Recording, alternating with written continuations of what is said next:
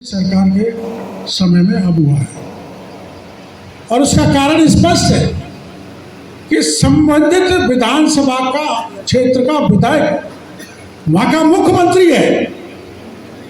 जिसको चाहता है वो थानेदार लगता है, वही तहसीलदार लगता है, वही एसडीएम लगता है, सारे अफसर उनके कहने से लगते हैं, वो बंदी देते हैं, वो घटिया काम करते हैं, वो जनता को लूटते हैं, लूट का पैसा एमएलए के पास जाता है, जनता लूट रही है, इसमें कोई शक नहीं है। और उसका सबसे बड़ा अगर कारण है तो संबंधित क्षेत्र का विधायक वहाँ का मुख्यमंत्री बन के बैठा है और उसके कारण लूट मच गई। इस भ्रष्टाचार के लिए आपको बिगुल बजाना पड़ेगा। आपको पता है आपके इलाके में परिस्थिति क्या रही, आप ज़्यादा जानते हो, लेकिन ये एक एलियन बेटा जो हमको जानकारी मिली 26%। मुख्यमंत्री कहते हैं 26 नहीं 8%। राजस्थान का मुख्यमंत्री ने कोई मेडिकल जूनिस्ट थोड़ा था जो उसने मेडिकल बनाया और कह रहा 8% थे। और फिर अंत में यहाँ के विधायक को सरेंडर होना पड़ा। और सरेंडर का क्या तरीका था, आप देश का इतिहास उठा के देख लेना, देश के किसी भी मुख्यमंत्री ने अपने घर पर बुलाकर किसी अपराधी आरोपी को सरेंडर नहीं किया। राजस्थान के मुख्यमंत्री ने बसड़ी के विधायक को सरेंडर किया, बाड़ी के विधायक। कितना शर्मनाक घटना है। और बाड़ाबंदी से पहले माननीय विधायक गाली दे रहे थे, ना मेरा अपमान हुआ है, मैं बाड़े में नहीं जाऊंगा। पर पता नहीं कान में क्या सुर्री मारी गहलोत साहब ने कि बाड़े में चले गए। वो उनका मामला है, बाड़े में जाओ, बाड़े में बंदी। आपने भास्कर में पढ़ा होगा, जितने दिन विधानसभा नहीं चली उससे तिगुने दिन गहलोत साहब ने एमएलए को बाड़े में बंद रखा। मेरी समझ में देश का इतिहास है, देश का इतिहास है। किसी भी बाड़ेबंदी हो जाती है, परिस्थिति बन जाती है। हमारे यहाँ कमलनाथ ने और करी थी, जब सरकार गिरने लगी तो रामगढ़ बंदे में बड़ी होटल थी, वाला के बंद कर बाड़ाबंदी करने का काम किया है तो गहलोत साहब ने किया है। और भ्रष्टाचार फैलाने का अगर कीर्तिमान स्थापित किया है तो अशोक गहलोत ने। अभी वहाँ भी जब कांग्रेस की राष्ट्रीय कार्य समिति हुई थी ना, मैं वो पहुँच गया। पहुँचा तो कार्यकर्ता की गमी में था, लेकिन चलो मैं पत्रकार वार्ता कर लेता हूँ। तो पत्रकार वार्ता काहे के लिए करनी, जहाँ इनकी राष्ट्रीय कार्य समिति हो रही थी, मैंने पता किया वो होटल तो आदिवासी की जमीन पे बनी है। आदिवासी की जमीन पे कब्जा करके होटल बनाई गई। मैंने चलो पत्रकार वार्ता कर लेते। और होटल का रास्ता नहीं था, नदी में होकर रास्ता दिया। 2.5 करोड़ रुपए सरकार ने खर्च किए।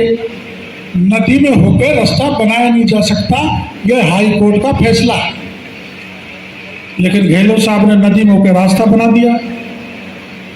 आदिवासियों की जमीन पर जो अवैध होटल बनी थी, वहाँ पर सोनिया गांधी जी को मैं कहने जाना चाहता था कि मैडम, आप आदिवासियों का जिस सरकार ने खून पिया है, जिनकी जमीन को लूटा है, ऐसे लुटेरे मुख्यमंत्री नहीं होटल बनाएंगे, उसमें आप मीटिंग कैसे कर रही हो?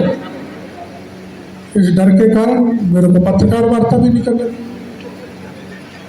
पुलिस आ गई, मैंने पुलिस को डांट दिया तो एसपी साहब आ गए। एसपी साहब मेरे को कान में कहने लगे, साहब मेरी इज्जत बचा लो, आप यहाँ से चले जाओ। मैंने कहा भाई, फिर पुलिस वाला मेरा साथ में जो पिए था उसका फोन घुसाने लगा, तो मैंने उसको ललकारा। आपने मीडिया में, उसमें सोशल मीडिया में आया, उनकी हिम्मत नहीं पड़ी उसके हाथ लगा। मैं वहाँ से आ गया और ऐसे ठाट मार से आया जैसे मुख्यमंत्री भी नहीं आता उस ठाट मार से। मेरा कहने का मतलब है, और फिर मैं दूसरे दिन गया, मैंने सभा को संबोधित किया। मेरा कहने का मतलब यह है, सरकार की कमियां, सरकार के नुक्स, सरकार का भ्रष्टाचार, सरकार की अकर्मण्यता जहां भी आपको मिले, सड़क पर उतरकर मजबूती से उसका विरोध करने की जरूरत है। हमारे जितेंद्र जी बैठे हैं पत्रकार, आपके इलाके में बिलोनी में डकैतों ने 3 लोगों को गोली से उड़ा दिया,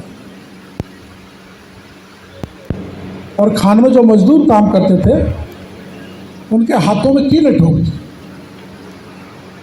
उसका जब चालान हुआ, गवाही के लिए जब वहाँ एक व्यक्ति जा रहा था, तो अदालत से पहले उस गवाही को गोली से डकैतों ने उड़ा के ट्रैक्टर से गोद दिया, कूच दिया।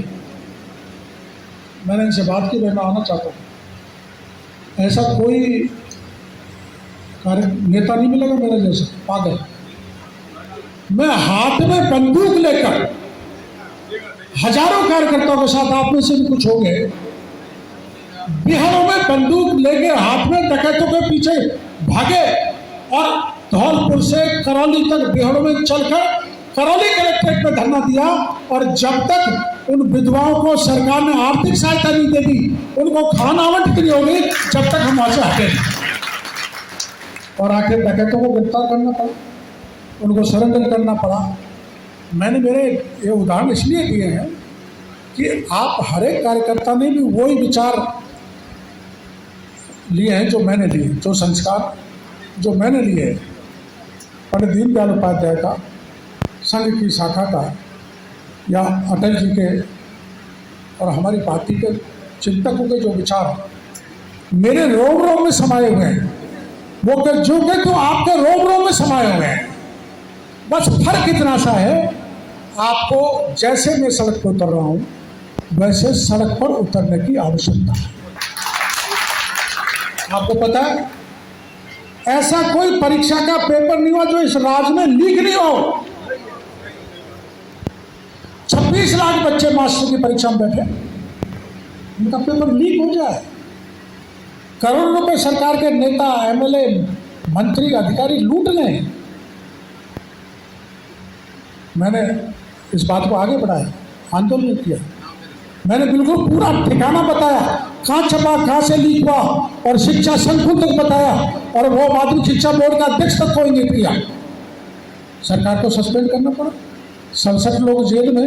लेकिन मेरे को तसल्ली नहीं है, क्योंकि वो जब जारौली को बर्खास्त किया तो जारौली ने बयान दिया, मेहनत क्या है भाई, इसमें तो बड़े बड़े नेताओं का हाथ है।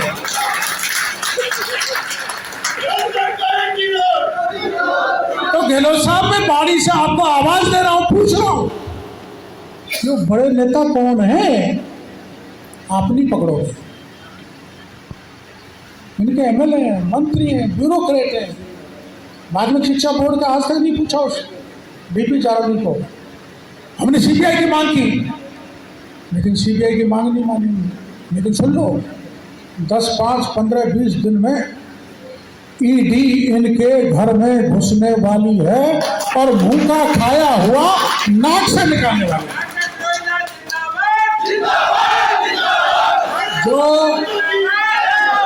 जो करोड़ों का घोटाला किया है, करोड़ों का घोटाला, उसको भूखे खाए हुए को नाक में होकर निकलवा के छोड़े। आप संघर्ष करो, आपके समस्याएं बहुत है। अबे खाने बंद कर डाली,